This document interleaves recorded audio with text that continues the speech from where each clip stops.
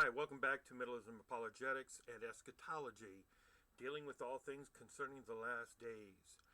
If you're following along, we are conducting and going through an ongoing debate with John Watson, Roy Runyon, several other people, But last night was the debate between me and John Watson on the gospel truth.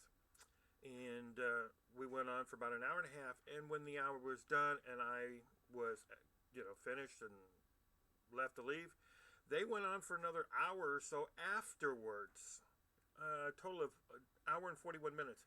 But they went on and continued to talk about things that we discussed without giving me a chance to really respond, because some of the things that they built were from things they misunderstood, strawmans they built up, and all of that. So I'm going to be doing a little bit of series of rebuttals in which I can take more time in answering their rebuttals, because I didn't try to do it. I spoke, then he spoke, and then I would come back, and I only gave it a couple of minutes in responding to him. But here I'm going to be, in these next few videos, I'm going to be dealing with his responses in more detail. We're going to listen to what he says, and then I'm going to respond. And because he challenged me in several questions there and never allowed me to really flesh those things out because there's just not enough time. He also tried to throw in there, talk about the resurrection and argue for that, and that was not meant to be part of this at this time. So I'm going to be able to flesh out more of it. So without further ado, let's start in on his video and his response to me in the debate last night. My comments back to this. In the Church of Christ, and Stephen is should be pretty familiar with this. There's a guy named is it James Burton Russell? I think Kaufman. Kaufman. So he writes this commentary, and on his Olivet Discourse commentary in Matthew chapter 24 and verse 4. He says something similar to this. So he says, the wisdom of God is seen in the fact that the inadvertent confusion on the part of the disciples with reference to the two events, actually to be separated by thousands of years, but appearing to them as scheduled simultaneously, has preserved incontrovertible proof of the authenticity of Matthew's gospel, placing it before the destruction of Jerusalem. Okay, so Kaufman, like the traditional COC education is teaching, they were all confused. And what I see here is Stephen is saying, yeah, they were all confused. What were they confused about? That's the whole issue. He'll go on there, and I'll let him speak in a minute. But yes, and that's how I answered is yes, they were under confusion in the sense of they weren't even understanding that he was going to leave. That's the number one priority, confusion of those disciples. They did not understand that he was going to die, resurrect, and come back and all of that. There's none of that, because he was explaining to them in this last week, I'm going to die and go up. And they still couldn't figure it out. Even in Acts 1, I pointed out that they asked, well, Lord, now that you've resurrected and you're here, is at this time you're going to restore the kingdom to Israel? They still did not understand that he was going to leave. And even though Jesus had said it several times. So it's very obviously that they did not have a full grasp of that because, for many reasons, but it just wasn't there yet. So were they a little bit in confusion? Yes, they did not understand everything until afterwards. All right, guys, stay out of there. I have a real problem with that, because Jesus is the Son of God. He's Messiah. He's teaching his apostles truth. He's going to send the Holy Spirit to guide them into all truth, and yet they're all... But see, that's not what happened during the dialogue of the Gospels when they were with him. The Holy Spirit wasn't infilling them and giving them all truth and guiding them.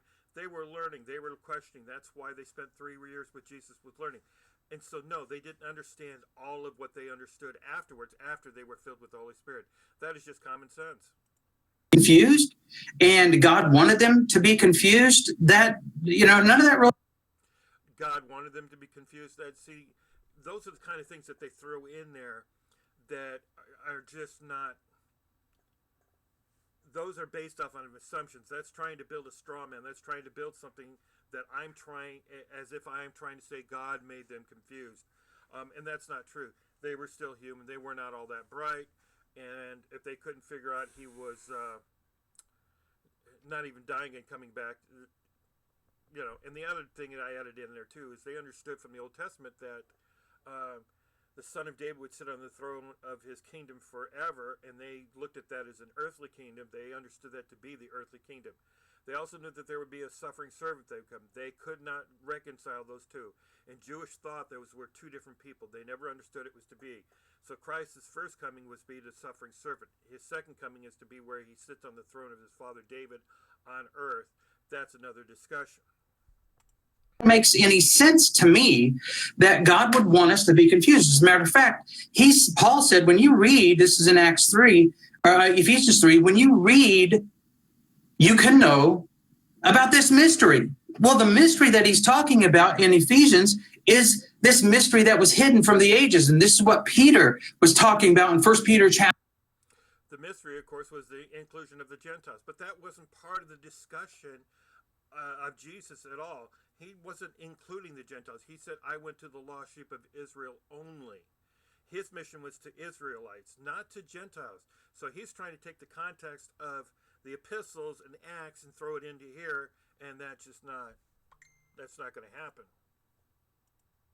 Chapter 1, and that these not apostles, these prophets and all of these inspired men wanted to know about these things. And Peter pointed out that they were finding out about them now. They were being fulfilled at that point. So I totally reject the concept that the apostles were confused. As a matter of fact, the apostles were very, very solid in their teaching, and they taught exactly what Jesus taught. And you notice he keeps calling them apostles, but in the Gospels in Matthew 24, they were disciples. They weren't apostles yet. They hadn't been released. They hadn't been filled up with the Spirit. Okay, guys, knock it off. Lance. And so it just, oh, come on, people. Quit talking. About them. Now, there were a few verses brought out here. And so Stephen admits that they believed that Jesus was going to return in their lifetime. How is that possible that they believed that, the brethren believed that, Stephen admits that, the scholars in the Church of Christ admit that, not only them, but so many others. C.S. Lewis said this is the most, Matthew 24, verse 34, is the most confusing verse in the Bible. He even says Jesus apparently didn't even know.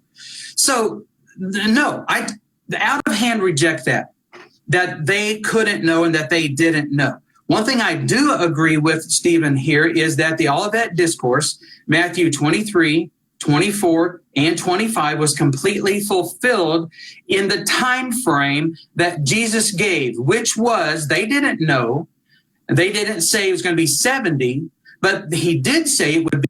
Yeah, see, they did know 70. All they know is that generation. That is all they know, that those things that he's talking about, the judgment that's going to come onto Israel is going to be in that generation. That's all they understood. That's all the questions that they asked. Those are the questions that Jesus answered in the Olivet. Within their lifetime, a generation, biblical generation, is 40 years. We see this from Hebrews. And that's incorrect also. A biblical generation, even though men lived to 60, 70 years, John lived to almost 100 years old. So that's, a biblical generation is not 40 years. In Genesis 6, God said, I will limit man's years to 120. So the idea, though, is that every 40 years, the population, of course, starts to expand with new babies and stuff. But man's years are 120. That is a full generation. And how it would have been defined back and then, from father to son, son to father. So within every 40 years, yes, you would have other sons, but that's not the full extent of what a lifespan of man is to be. Here's chapter 3.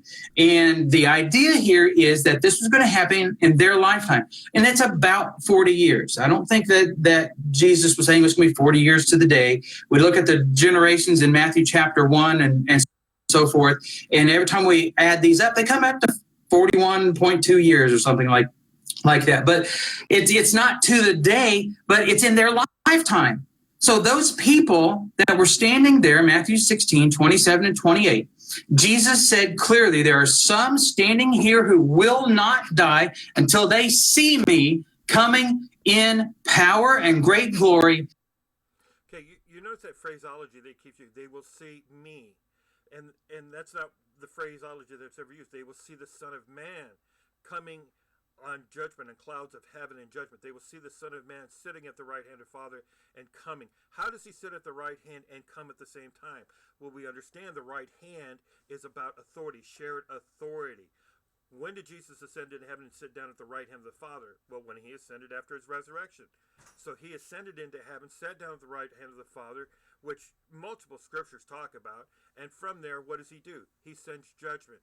So coming on clouds of judgment, coming from Daniel 7:13, is the idea of the Old Testament understanding of the coming of judgment. So if he's standing there and he is going up to the Father, this is not about him coming down. This is about him ascending up to the Father. He sits down at the right hand of the Father, and because he sits down there, Matthew 26, from now on you will see the Son of Man sitting at the right hand of the Father and coming on clouds, which means you will see the coming of judgment, not me. He never said in any of that, you will see me come down, you will see the judgment come down. That's the distinction that you learn from exegesis, that John thinks he can just read the Bible and just learn everything just straight from the English language. And that's the problem. In my kingdom, and that's mixing together the synoptics. So what Jesus said, the apostles taught, the first century brethren believed it. So why did the people in the first century, and he quoted Barnabas, written after 70? Well, let me illustrate. Yes, Barnabas. We got to remember, he was called an apostle, and he traveled with Paul. So was he authoritative? Yes. Now, a lot of predators will sit there and say, well, Barnabas doesn't count because he wasn't really, and that's a fake letter. They come up with all kinds of sources. But the scripture says that Barnabas was trained by Paul, and he was with Paul through many of his journeys and was called an apostle. But let's see what he says about this. Something to all of you folks. In Zechariah chapter 13, it is clearly laid out that prophecy comes to an end.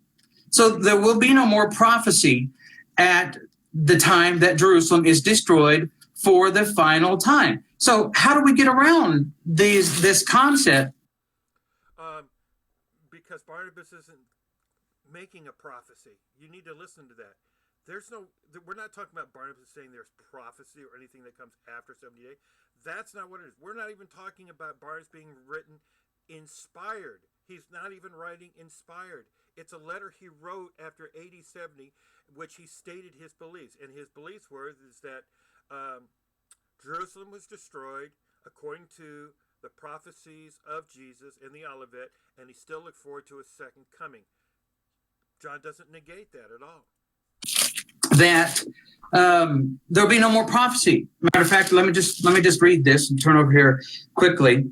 And it says, in that day, Zechariah 13:1, in that day a fountain will be opened for the house of David, for the inhabitants of Jerusalem, for sin and for impurity. So this is in the first century. It will come about in that day, declares the Lord of hosts, that I will cut off the names of the idols from the land. They will no longer be remembered. And I will also remove the prophets and the unclean spirit from the land. In that day, that time period, in that generation, no more prophecy. Now, if we want to say, well, we're going to just listen to all the church fathers, hey, they were wrong about all kinds of stuff. No, I'm going to listen to the Bible. And here's the problem with that. They were wrong about, no, they were right about historical facts. They were always right about what happened. Caesar, Nero, whatever they made comments about, those types of things, very much so were they right on. How can you tell? Because all you had to do was read other works, and they all collaborated with each other. What they disagreed sometimes with, very minutely, was on doctrinal issues. But in the first century, there was very, very little dispute among those things, outside of what was coming in from agnostics and later on Marcion and others, but from these apostles and from these basics, no, there was not a division of doctrines from them. And I'm going to let the Bible speak for itself. And I'm going to let Jesus speak for himself. And when he said, I'm going to come back for my parousia in your lifetime, and you will see this. And again, see, he's just paraphrasing things without ever actually doing the exegesis on that. Jesus never said, I'm coming back. He said, I will sit at the right hand of the Father and send judgment upon him. That is the language that he used that John doesn't grasp. Daniel 7 and 13:4, we had a discussion before on it. He doesn't grasp that idea there. Then I am going to believe that. I'm not going to listen to anyone else that was written post that day of Zechariah's prophecy. Matter of fact, I won't listen to anybody that says anything post that, because Jesus said. So I understand Jesus perfectly. Barnabas, who was an apostle to Paul, he wouldn't understand that at all. He was a complete idiot. He should have known that Jesus came in 70 AD.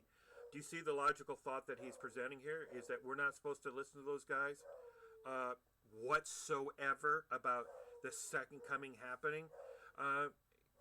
Because even later on, near the end of the whole video, he brings it up that if a prophet speaks and it does not come true, then don't listen to that prophet. Well, how is you going to know that the prophecy of Jesus came true and came to pass? Is by looking at history and say, hey, see, Jesus said it here. This is when it happened in 70 AD. We can go back and look at those events and say, there, see, it happened. And that's the whole point there. Barnabas is telling you all of those events of the Olivet happened, but that was not the second coming. John was living through that time. He didn't say it was the second coming. Clement was there. He said that was not the second coming. And that's John's problem. What's his name? Paul, in 1 Corinthians 13, said the exact same thing. He said these things are going to come to an end.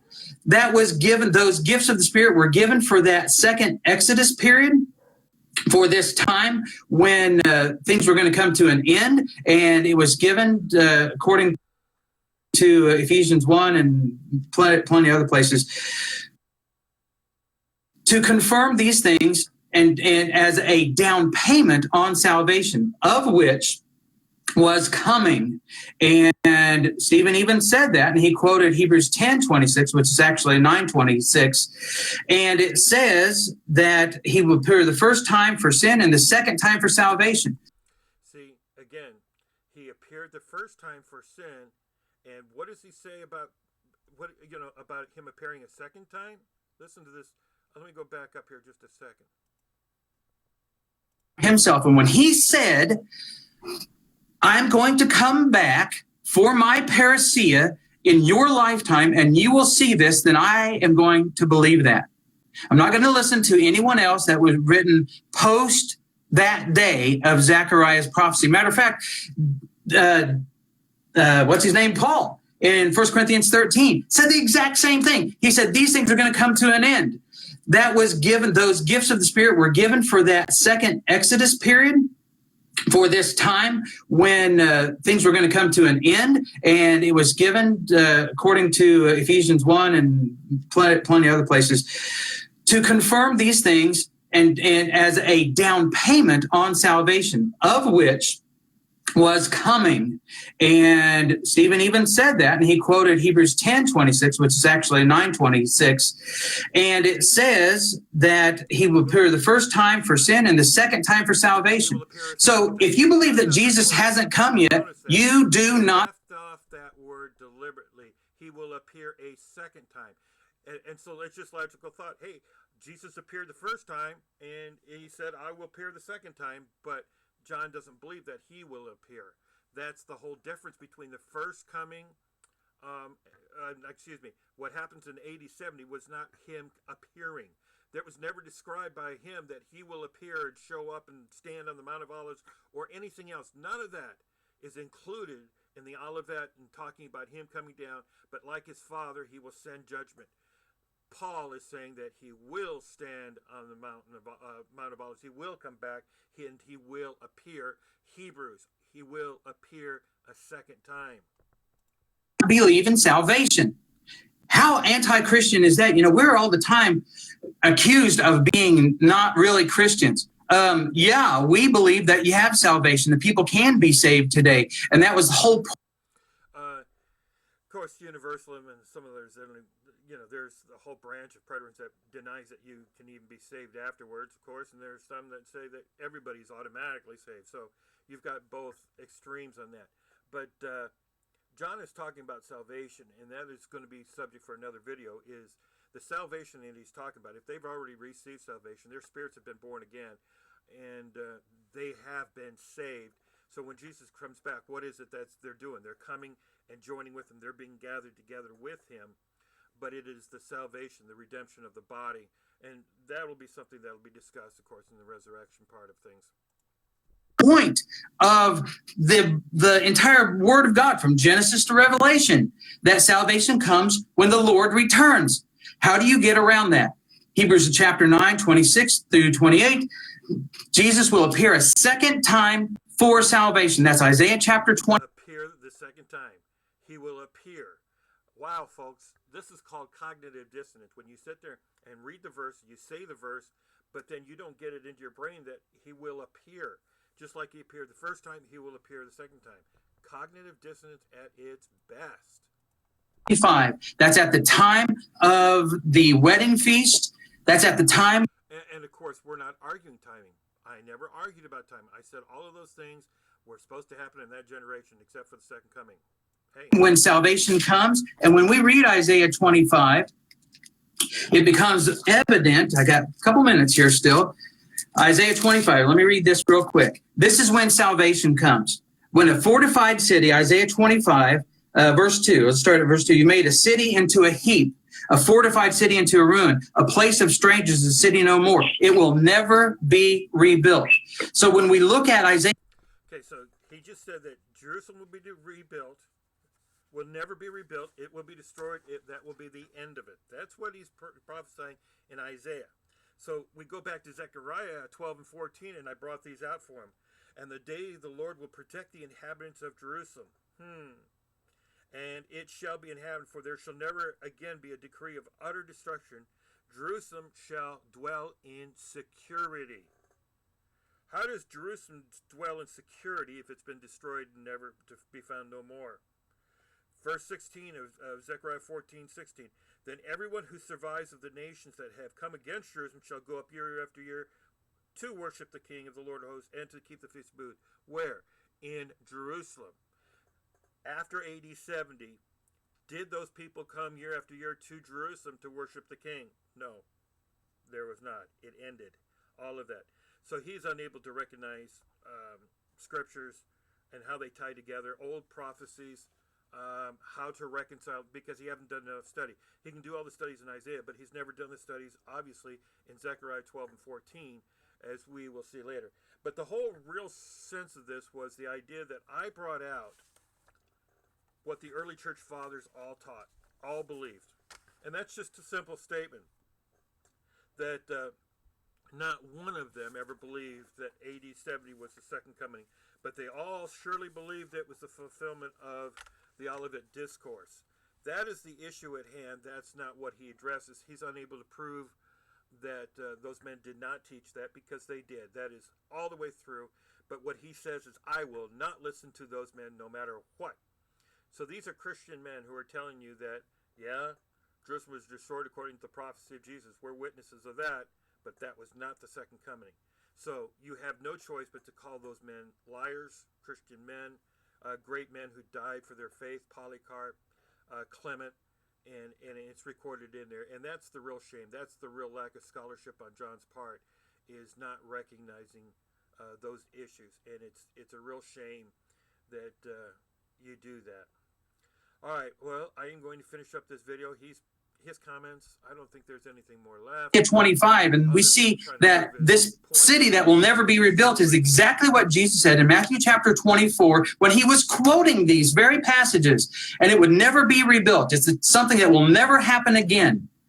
And when does that happen? Well, the last time Jerusalem was destroyed, we now know in retrospect was 70, but it was in their generation, because Jesus said it. I'm going to. Yeah, and I read it to you. The city shall be taken, the houses plundered, the women raped, okay, and it shall be in heaven, for there shall never again be a decree of utter destruction. Jerusalem shall dwell in security. So he has a contradiction here, and he has to deal with that. He has to fix it, and that's the challenge to you. And you can't circumvent it and say, oh, this was talking about the New Jerusalem. Why would you say the New Jerusalem is going to be inhabited in Jerusalem, and that the people will dwell in security? What's the other verse? Judah will fight at Jerusalem, and Jerusalem will exist. And the glory of the inhabitants of Jerusalem may not surpass that of Judah. So, no, I do not believe in having it being rebuilt in the sense of the dispensational system where it has to be torn down again. Revelations never describes it being torn down. If Zechariah 12 and 14 are second coming prophecies, then on the day that he comes, he protects the inhabitants of Jerusalem.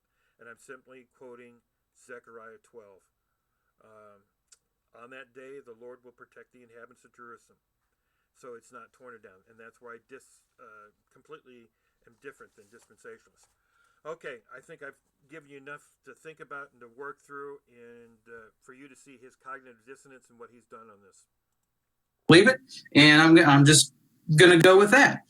Now, still in Isaiah 25, the Lord of hosts, verse 6, will prepare a lavish banquet for all peoples on this mountain. When was this to take place? When the fortified city is turned into a ruin. Isaiah or Zechariah 13, in those days when the gospel goes forth from Zion. It's the same thing. It's the time, verse 7, when Sheol is this covering, which is over all people, is stretched out and it's destroyed. And you notice here in verse 9, and it will be said in that day, behold, this is our God for whom we have waited, that he might save us. This is the Lord for whom we have waited. Let us rejoice and be glad in his salvation. You see,